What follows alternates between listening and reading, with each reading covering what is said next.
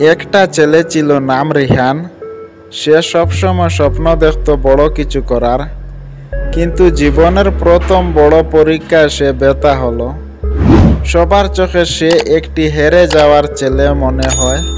রিহান ভেঙে পড়েছিল। সে ভাবল, আমি কি কখনো সফল হতে পারবো? কিন্তু রিহান থেমে থাকলো না।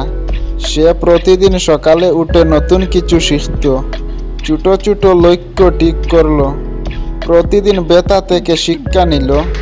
ধীরে ধীরে সে শক্তিশালী হয়ে উঠল। একদিন রিয়ান একটি ছোট্ট সাফল্য অর্জন করল। তার আত্মবিশ্বাস বেড়ে গেল। সে বুঝল সব কষ্টই তাকে শক্তিশালী করেছে।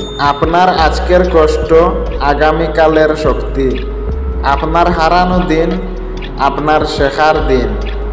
আপনি যদি হাল ছাড়েন আপনি হারবেন, কিন্তু যদি আপনি নতুন করে আবার শুরু করেন আপনার কষ্টই আপনাকে শক্তিশালী করবে। সফল হওয়ার জন্য বড় লক্ষ্য দরকার নেই। প্রতিদিন ছোট একটি স্বপ্ন আপনার জীবন বদলে দিতে পারে। আপনি আজ যা করবেন তা আপনার আগামীকাল ঠিক করে।